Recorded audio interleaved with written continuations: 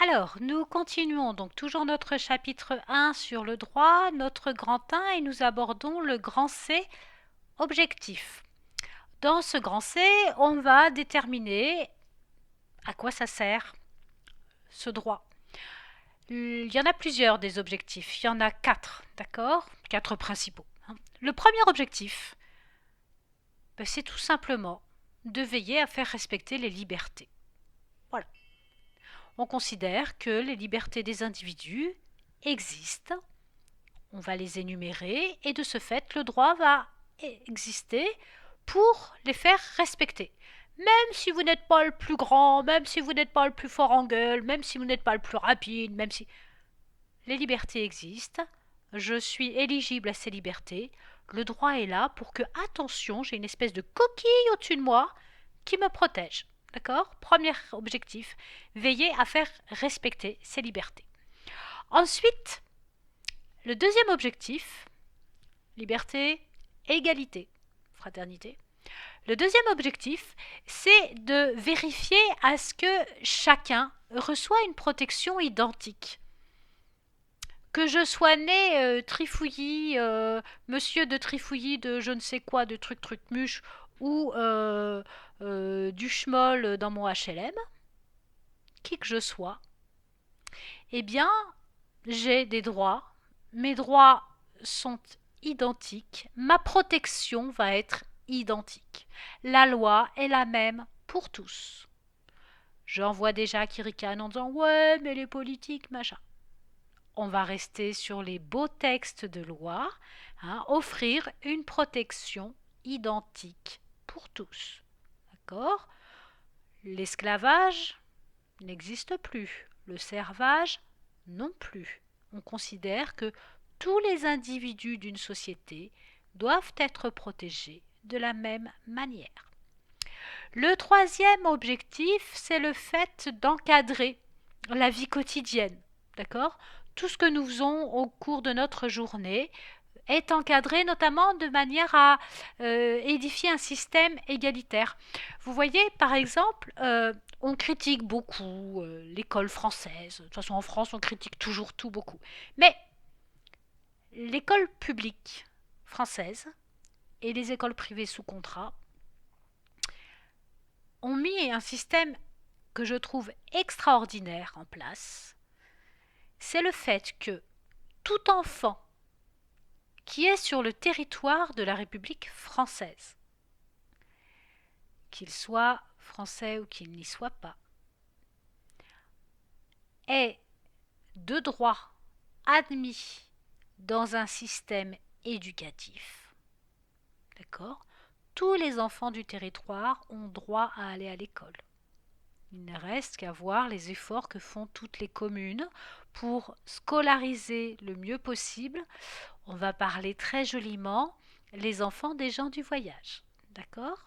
Bien. Et ce système égalitaire se renforce encore sur le fait que ce droit à l'instruction fait que, avec l'éducation nationale, où que vous soyez en France, vous avez le même programme qui est en gros échelonné de la même manière sur l'ensemble du territoire. D'accord? Et voilà, égalité. D'accord? Offrir à tous une égalité, encadrer la vie quotidienne. D'accord? Quand le président Macron a décidé que ce serait 80 km/h, ça a été sur tout le territoire français. D'accord? Pour tout le monde. Voilà. Bien. Enfin, le dernier objectif, c'est de veiller à faire évoluer la société. C'est de veiller à évoluer avec la société. C'est-à-dire qu'on dit que le droit est en constante évolution. Il n'est pas figé. Je vous parlais tout à l'heure de l'évolution du droit du mariage, par exemple. Si on prend le droit du mariage, le mariage civil n'a pas existé de tout temps. Au début, c'était uniquement le mariage religieux. Le mariage civil, je crois qu'il date de 1200 et quelques avec les enregistrements, mais pas plus. Avant, c'était simplement des unions religieuses, d'accord? Ensuite, le mariage, il était indestructible. Et puis après, on a tout doucement accédé au fait qu'on pouvait rompre ce contrat de mariage sous un certain nombre de conditions. Et pendant très longtemps, quand on divorçait, on devait accuser. On divorçait pour faute, alors on divorçait pour adultère, alors ça donnait lieu à des merveilleuses filatures, des photos, enfin bon bref, ça a fait les choux gras de tous les enquêteurs privés. Et puis on a considéré aussi qu'on pouvait divorcer par consentement mutuel. Et dernièrement, je ne sais plus comment ça s'appelle, mais c'est un divorce relativement simple et rapide qui se fait en beaucoup moins de temps qu'au préalable. Donc vous voyez, le droit a évolué. Monsieur Sarkozy, qui était un avocat à la base, notre ancien président de la République, a fait réviser également le droit civil. Donc le droit civil, ceux qui sont, je ne sais pas s'il y en a beaucoup parmi vous qui, quand nous sommes allés à Paris, ont pris le temps d'aller visiter le tombeau de Napoléon aux Invalides. On voit autour de son cercueil, de sa sépulture, on voit tout ce qu'il a fait au niveau du droit administratif, etc., etc. Et notamment, il avait édifié le droit civil, Napoléon. Et donc, il datait de 200 ans. Et il y avait des articles qui étaient encore en vigueur et qui étaient devenus complètement désuets. Notamment, il y avait un article qui considérait que les femmes portant culottes pouvaient être emprisonnées, embastillées. Alors, pourquoi portant culotte, c'est-à-dire portant ce qu'on appelle aujourd'hui le pantalon. Et qui est-ce qui portait le pantalon à cette époque-là? C'était très souvent des femmes de petite vertu, hein, voire des prostituées. Et ce qui fait que jusqu'à il y a une petite dizaine d'années, ce texte était encore en vigueur. Donc toutes les femmes qui étaient en pantalon étaient susceptibles d'être emprisonnées. Vous savez, quand un texte est dans la loi, il suffit qu'il y ait quelqu'un de farfelu qui le revendique et on ne peut pas contrer la légalité de la revendication. D'accord? Donc, M. Sarkozy a fait réviser le droit civil et l'avait épuré de tout un tas d'articles qui étaient désuets. D'accord? Donc voilà, 4 objectifs: faire respecter les libertés, offrir à chacun une protection identique, encadrer la vie quotidienne et enfin veiller à évoluer avec la société.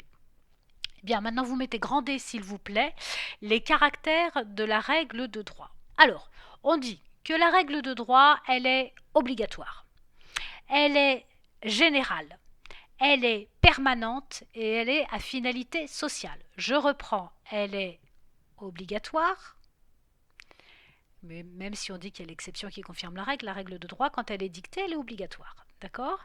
Elle est générale, elle concerne absolument tout le monde. Hein? La Révolution française a aboli les privilèges.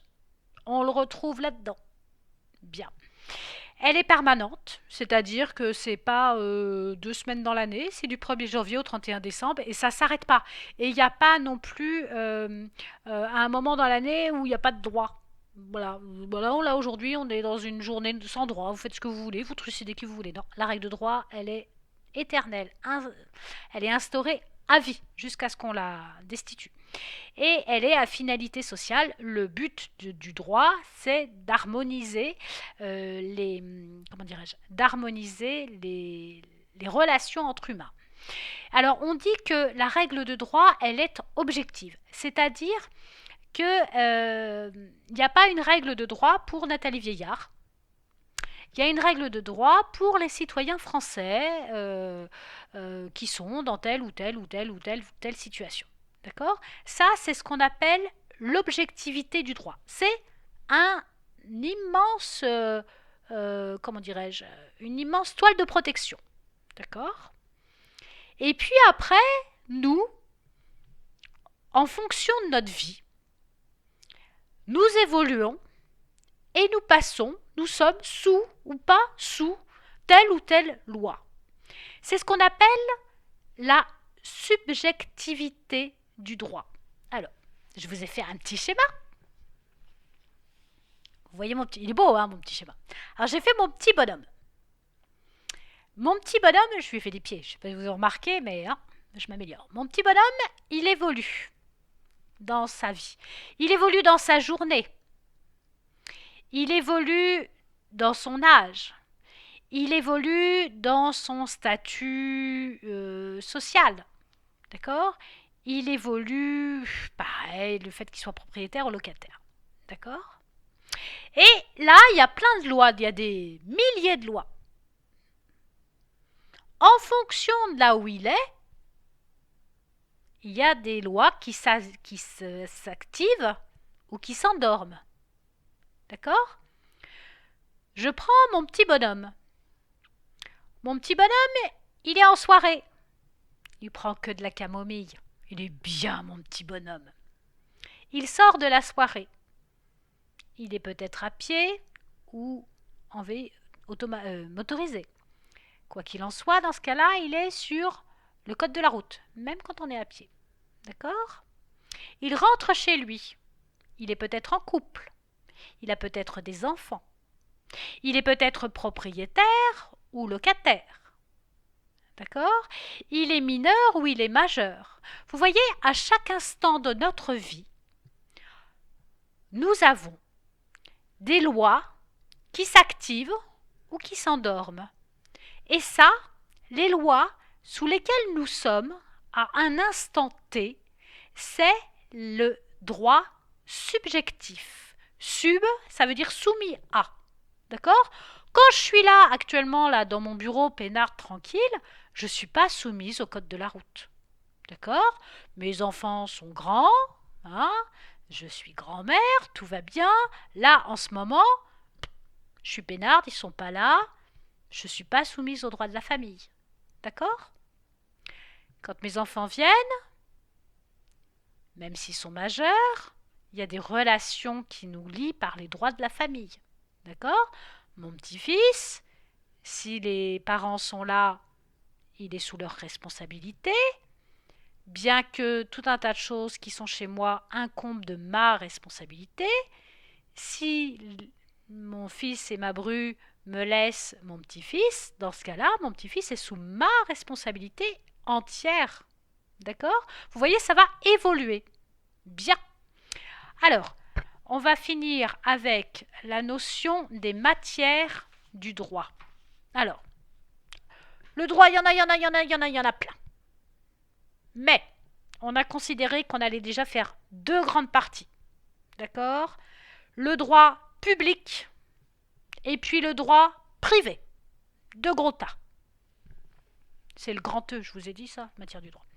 Donc, le droit privé va régir tous les rapports entre les particuliers, entre eux, droit du mariage, droit du divorce, droit de la famille, tout ça c'est entre nous.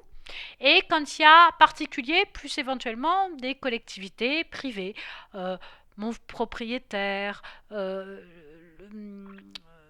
dirais-je, mon employeur, une entreprise avec laquelle j'ai signé un contrat de location, un contrat de vente. Voilà, ça c'est du droit privé.